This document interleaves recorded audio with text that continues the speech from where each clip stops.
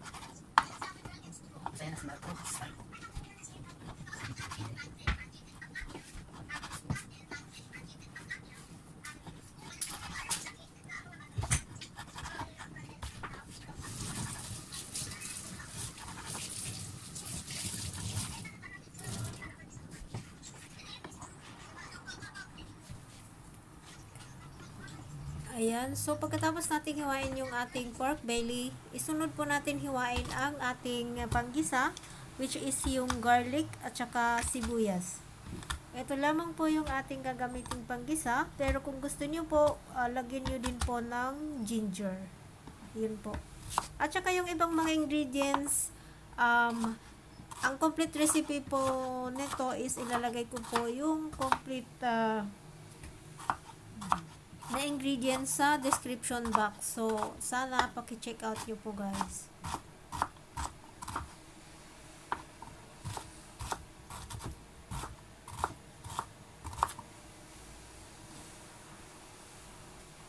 Ayan, so pagkatapos nating mahiwa yung ating mga panggisa, umpisa natin magluto. So, una, pipituhin po muna natin yung ating pork belly. Hindi po ako naglagay dito ng mantika kasi yung pork belly po natin is may sarili po siyang mantika. Magmamantika po siya. So, hayaan po natin itong ma-frit yung first side. Fry natin siya for 5 minutes.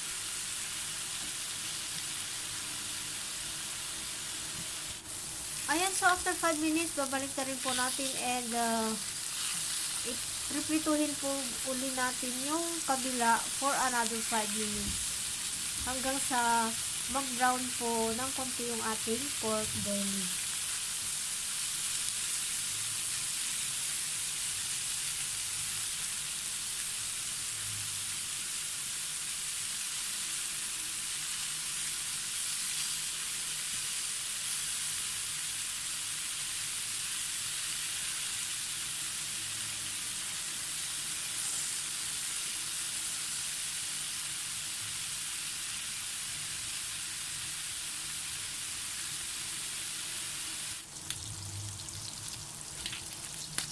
So, after 5 minutes, nag-brown na po siya. So, i-take out po muna natin siya.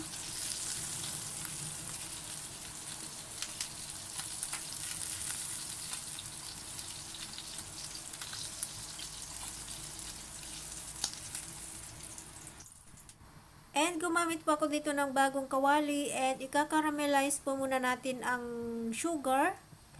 Ginamit ko po dito is 2 tablespoon of white sugar. Pero pwede din po kayong gumamit dito ng brown sugar. Mas maganda po.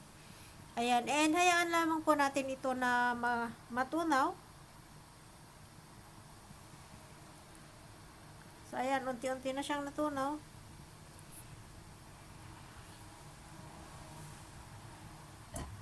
And after that, maglalagay po ako dito ng 2 tablespoon of soy sauce. Ayan. Saka po tayo maglagay dito ng konting tubig. And i-continue lamang po natin ang ating paghalo hanggang sa matunaw yung naka-caramelized na sugar. Ayun.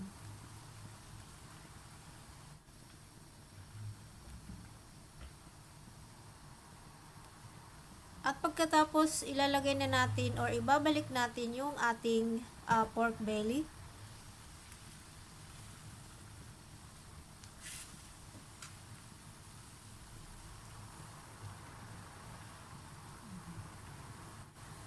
Saka po natin ito takpan and continue to cook for about 5 minutes. Ayan. So, after 5 minutes, ito na po yung ating itsura ng ating pork belly. So, nag-reduce po yung water na ating nilagay. Ayan. Saka natin ilagay ang ating sibuyas.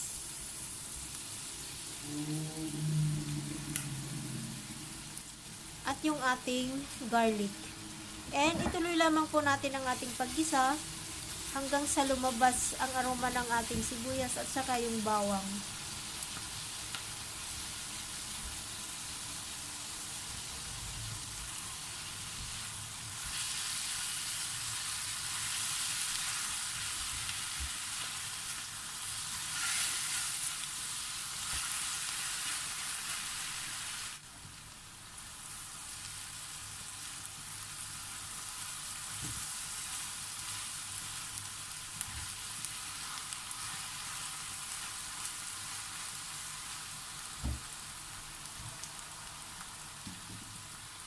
And maglalagay po ako dito ng 2 pieces of star anise and some cinnamon stick. At saka po yung whole corn ng black pepper. Saka po tayo maglagay dito ng about 1 cup of water.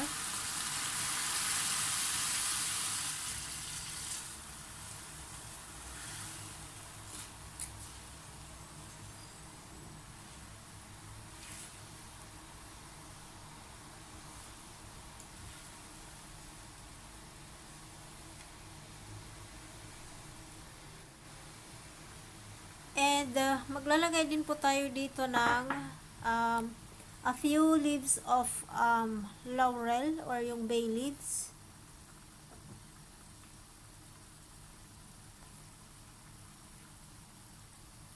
And maglalagay din po ako dito ng 6 pieces of boiled egg. Ayan, nauna ko na po siyang binoil. So, ihalo na lang po natin.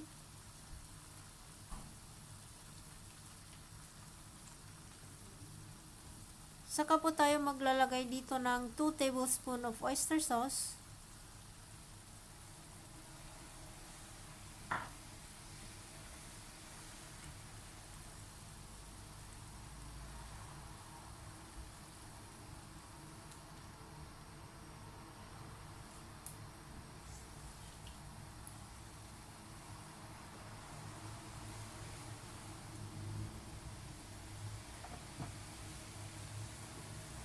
At pagkatapos, tatakpan po natin and let it simmer for about 15 to 20 minutes hanggang sa lumambot po yung ating pork belly. Pero paminsan-minsan, i-check po natin ito, saka po natin siya haluin para hindi po didikit sa ating lutuan and para po pantay-pantay ang pagkaluto ng ating niluluto.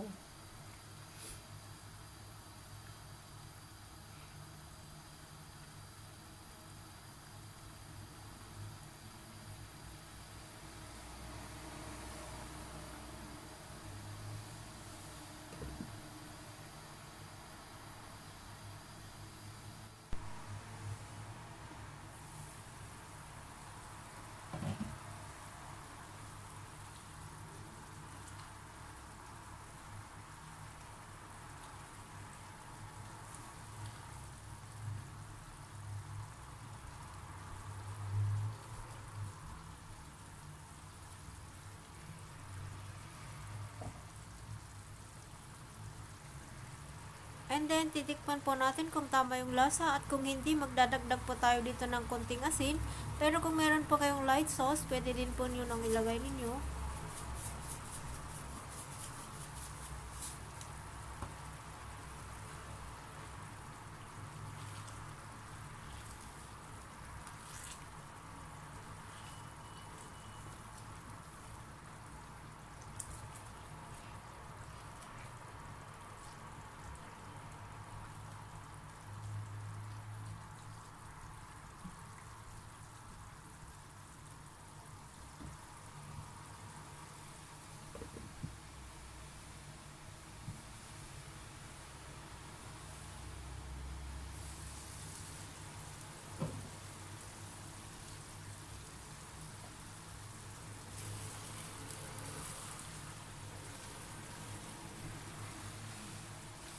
So, ito na po yung ating pork belly. Nag-reduce na po yung water niya. So, and malambot na rin po yung ating pork belly. So, this is the last, and maglalagay po ako dito ng 1 tablespoon of vinegar.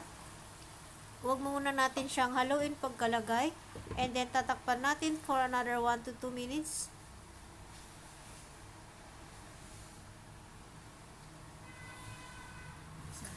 So, ayan na. After 2 minutes, ito na ang ating pork belly with eggs.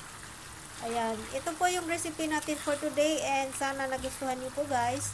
And if you like my video, please give me a thumbs up and also please do like and share our vlogs for today. Ayan. Thank you so much to everyone who watch my videos and sa lahat po ng aking mga subscribers, maraming salamat po sa inyong lahat sa patuloy niyo pong pagsubaybay sa aking YouTube channel. Ayan, hanggang po dito.